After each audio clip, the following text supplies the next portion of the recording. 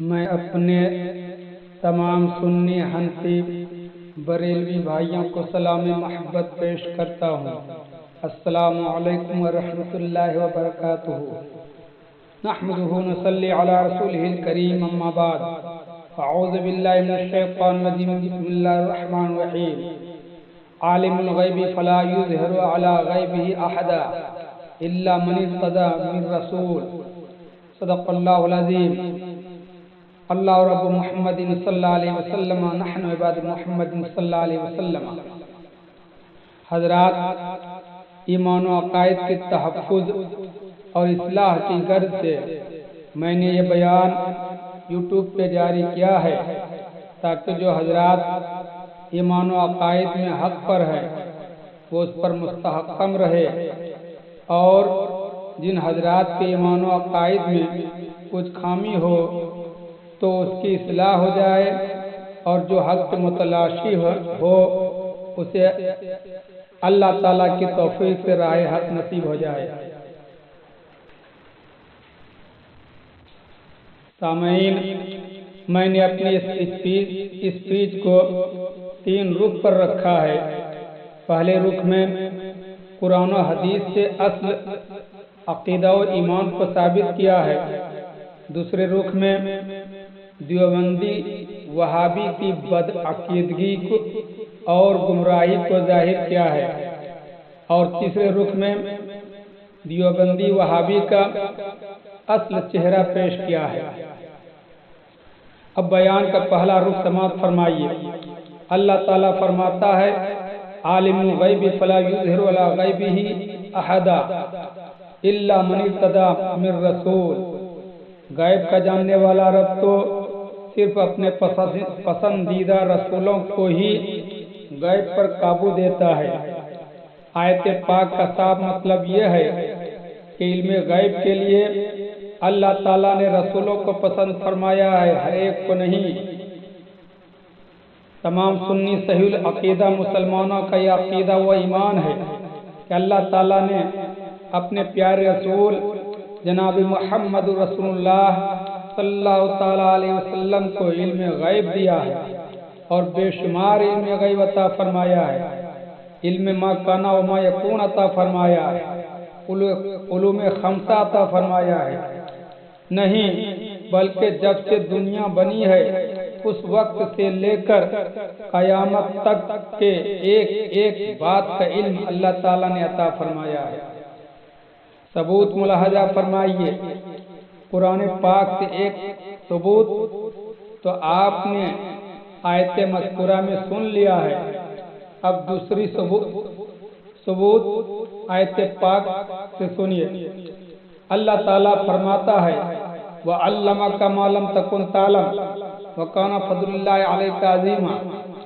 اس آیت کی تفسیر جلالین شریف میں یہ ہے، اے من الاحکام والغیب۔ تفسیر کی روشنی میں آیت پاک کا ترجمہ یہ ہے، اور آپ کو اے مصطفیٰ آپ کے رب نے شریعت کے احکام اور علم غیب میں سے جو کچھ نہیں جانتے تھے سب کچھ سکھا دیا، اور اللہ تعالیٰ کا آپ پر بڑا فضل ہے۔ یہ آیت پاک میرے رسول صلی اللہ علیہ وسلم کے علم ما کانا و ما یکون کا پکا ثبوت ہے۔ قرآن سے علم غیب کے ثبوت کے بعد اب حدیث رسول سماعت فرمائیے۔ بخاری شریف جلد اول کتاب بدائع الخلق صفحہ نمبر 453 میں ہے، ان عمر قال قام فینا رسول اللہ صلی اللہ تعالی علیہ وسلم مقاما فاخبرنا ان بدائع الخلق حتى دخل اہل الجنت منازلهم واہل النار منازلهم حفظ ذلك من حفظه ونسيه من نسيه۔ حضرت عمر فاروق اعظم رضی اللہ تعالیٰ عنہ سے مروی ہے، انہوں نے فرمایا کہ ایک بار حضور صلی اللہ تعالیٰ علیہ وسلم ہم لوگوں کے مجمع میں بیان کرنے کھڑے ہوئے تو حضور سرور کائنات صلی اللہ تعالیٰ علیہ وسلم نے ابتدائی آفرینت سے یعنی جب سے دنیا بنی ہے اس وقت سے لے کر جنتیوں کے جنت میں اور دوزخیوں کے دوزخ میں داخل ہونے تک کے سارے حالات کی ہمیں خبر دے دی۔ جس نے اس بیان کو یاد رکھا اس نے یاد رکھا، اور جو بھول گیا وہ بھول گیا۔ دوسری حدیث پاک سنیے، مشکات شریف بابو فی المجزات فصل 40 صفحہ نمبر 156 پر ہے۔ حضرت عمر فاروق اعظم رضی اللہ تعالیٰ عنہ نے فرمایا کہ حضور صلی اللہ تعالیٰ علیہ وسلم نے جنگ بدر سے ایک روز پہلے ہی ہم لوگوں کو وہ تمام مقامات دکھا دیے تھے جہاں بدر کی لڑائی میں کافر و مشرک قتل ہوئے۔ چنانچہ آپ نے فرمایا، دیکھو کل انشاءاللہ یہاں فلاں مشرک گر کر مرے گا، اور کل انشاءاللہ یہاں فلاں کافر قتل ہو کر دم توڑے گا۔ حضرت عمر فاروق فرماتے ہیں، قسم ہے اس ذات پاک کی جس نے میرے رسول کو حق کے ساتھ بھیجا ہے، جو جگہ حضور نے جس کے لیے متعین کر کے بتا دیا تھا اس سے 1 انچ بھی نہ ہٹا، یعنی وہ لوگ وہیں پر مارا گیا۔ تیسری حدیث پاک سنیے، تاریخ الخلفاء صفحہ نمبر 79 پر دلائل النبوت کے حوالے سے یہ حدیث پاک نقل کیا گیا ہے۔ حضرت عبداللہ ابن عباس سے مروی ہے کہ حضرت رسول خدا صلی اللہ تعالیٰ علیہ وسلم کی چچی ام الفضل فرماتی ہے کہ ایک روز میں حضور صلی اللہ تعالیٰ علیہ وسلم کی خدمت میں حاضر ہوئی تو حضور نے مجھ سے فرمایا کہ تمہارے پیٹ میں لڑکا ہے، جب وہ پیدا ہو تو اس کو لے کر میرے پاس آنا۔ چنانچہ جب وہ پیدا ہوا تو میں اس لڑکے کو خدمت اقدس میں لے کر حاضر ہوئی تو حضور نے اس کے داہنے کان میں اذان اور بائیں کان میں اقامت کہی اور لعاب مبارک اس کے منہ میں ڈالا اور عبداللہ نام رکھا۔ بخاری شریف کی پہلی حدیث ہی میں ساری باتوں کا ثبوت موجود ہے، لیکن میں نے دو حدیث مزید علم خمسہ کے متعلق سے پیش کیا ہے۔ حضرات، قرآن و حدیث سے یہ باتیں ثابت ہو گئی کہ اللہ تعالیٰ نے پیارے مصطفیٰ صلی اللہ تعالیٰ علیہ وسلم کو علم غیب عطا فرمایا ہے اور بے شمار علم غیب عطا فرمایا ہے۔ علم ما کانا و ما یکون عطا فرمایا ہے، علم خمسہ عطا فرمایا ہے، کل کیا ہوگا، کون کہاں مرے گا، کب مرے گا، ماں کے پیٹ میں کیا ہے، لڑکا ہے یا لڑکی، قیامت کب آئے گی، بارش کب ہوگی، جب سے دنیا بنی ہے اس وقت سے لے کر قیامت تک کی ساری باتوں کا علم مصطفیٰ جان رحمت کو حاصل ہے۔ نبی کے علم غیب کے بارے میں دیوبندی وہابی کا کیا عقیدہ و ایمان ہے، اب بیان کے دوسرے رخ میں سماعت کیجیے۔ سب سے پہلے سارے دیوبندی وہابی کے گرو گھنٹال اسماعیل دہلوی کا عقیدہ سنیے۔ وہ اپنی کتاب تقویت الایمان کے صفحہ 68 پر لکھتے ہیں، غیب کی بات کی خبر اللہ ہی کو ہے، رسول کو خبر نہیں۔ اسی کتاب کے صفحہ 31 پر ہے، پیٹ کے بچے کو بھی کوئی نہیں جانتا کہ ایک ہے یا زیادہ، نر ہے یا مادہ۔ اسی کتاب کے صفحہ 52 پر لکھا ہے، جو کوئی یہ دعویٰ کرے کہ میرے پاس کچھ ایسا علم ہے کہ جب چاہوں اس سے غیب کی باتیں معلوم کر لوں تو وہ بڑا جھوٹا ہے، دعویٰ خدائی کا رکھتا ہے۔ جو کوئی کسی نبی یا ولی کو ایسا جانے تو وہ مشرک ہو جاتا ہے۔ اس کا دوسرا مولوی رشید احمد گنگوہی اپنی کتاب فتویٰ رشیدیہ کے صفحہ 103 پر لکھتے ہیں، اور یہ عقیدہ رکھنا کہ آپ صلی اللہ تعالیٰ علیہ وسلم کو علم غیب ہے، شرک صریح ہے۔ اسی کتاب کے صفحہ 57 پر ہے 97 پر ہے علم غیب خاصہ حق تعالی ہے۔ اس لفظ کو کسی تعویل سے دوسرے پر اطلاق کرنا یہاں میں شرک سے خالی نہیں۔ اسی کتاب کے صفحہ 65 پر ہے کہ جو شخص اللہ جل شانہ کے سوا علم غیب کسی دوسرے کو ثابت کرے وہ بے شک کافر ہے۔ اب اس دیوبندی کا تیسرا مولوی منظور نعمانی اپنی کتاب فتح بریلی کا دلکش نظارہ صفحہ نمبر 58 پر لکھتے ہیں، مفاتیح الغیب جن کو خدا کے سوا کوئی نہیں جانتا وہ 5 چیزیں ہیں جو سورہ لقمان کے آخری آیت میں مذکور ہے، یعنی قیامت کا مخصوص وقت، بارش کا ٹھیک وقت کہ کب نازل ہوگی، ما فی الارحام یعنی عورت کے پیٹ میں کیا ہے، بچہ ہے یا بچی، مستقبل کے واقعات، موت کا صحیح مقام۔ دیوبندی علماء کے ان فتووں اور تحریروں سے ثابت ہوا کہ رسول خدا کو علم غیب نہیں تھا، رسول کو علم ما کان و ما یکون حاصل نہیں تھا۔ ما فی الارحام ماں کے پیٹ میں کیا ہے، بچہ ہے یا بچی، اس کو رسول نہیں جانتے تھے۔ کون کہاں مرے گا اس بات کا رسول کو پتہ نہیں تھا، قیامت کا علم رسول کو نہیں تھا۔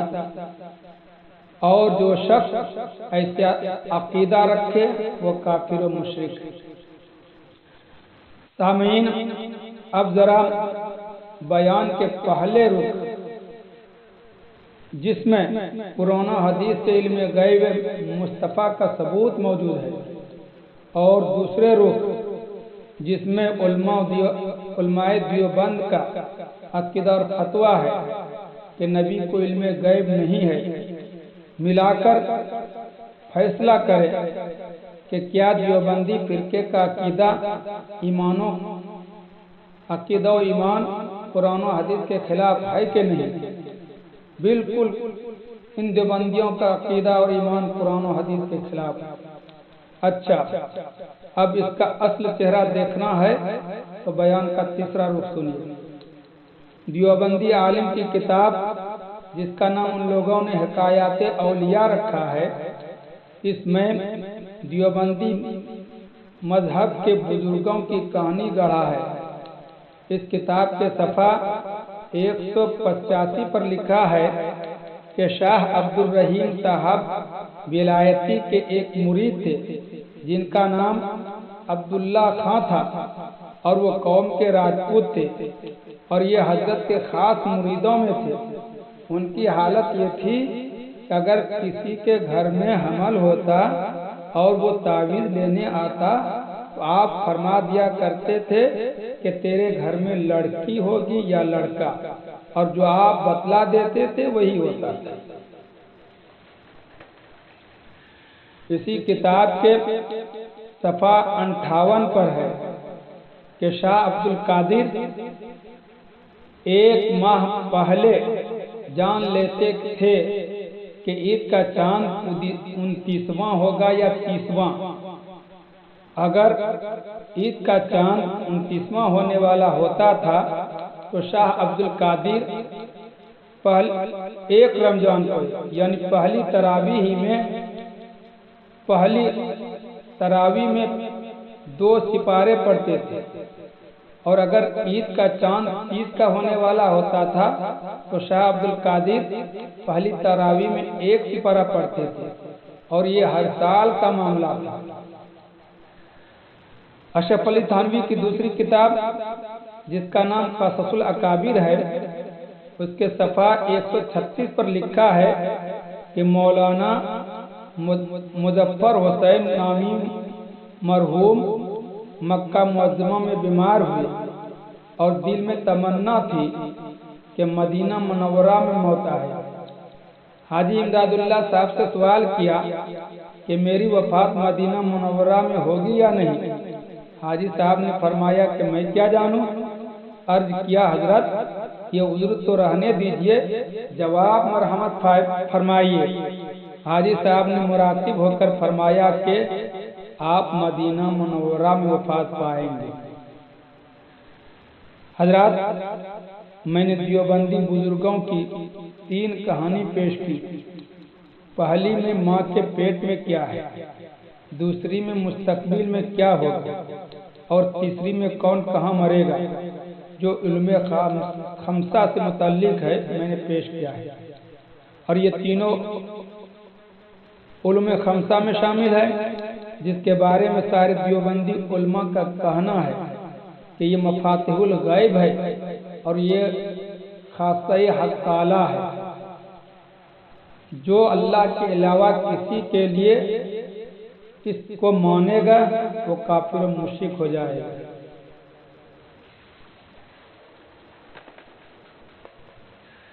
सामीन, अब आप बयान के दूसरे रुख को, जिसमें उलमाए देवबंद का अक़ीदा और फतवा है कि नबी को इल्म गैब नहीं है, और तीसरे रुख को जिसमें देवबंदी उलमा ने अपने घर के देवबंदी आलिम और बुजुर्ग के लिए इल्म गैब साबित किया है, दोनों रुखों को मिलाइए, शायद आप हैरत में पड़ जाएंगे और आप कहने पर मजबूर हो जाएंगे कि इन देवबंदी मुल्लाओं ने दीन, इस्लाम और शरीयत के साथ खिलवाड़ किया है, क्योंकि उन मुल्लाओं ने नबी के हक में इल्म गैब का अक़ीदा रखना कुफ्र और शिर्क बताया है, और अपने घर के देवबंदी बुजुर्ग के हक में इल्म गैब का अक़ीदा रखना ईमान और इस्लाम बताया है।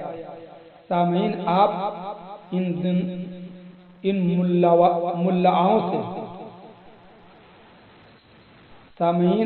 मुल्लाओं से पूछिए, सवाल कीजिए कि क्या नबी को इल्म गैब नहीं है?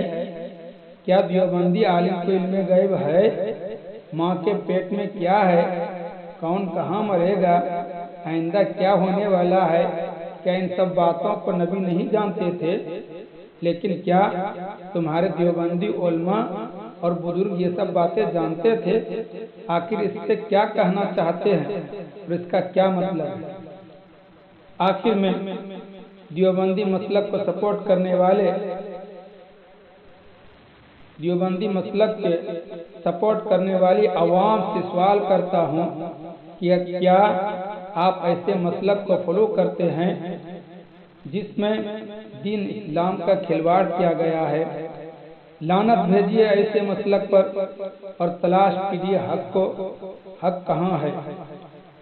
अल्लाह ताला से दुआ है, अल्लाह ताला अक्ल सलीम और हिदायत नसीब फरमाए। आमीन सुम्मा आमीन।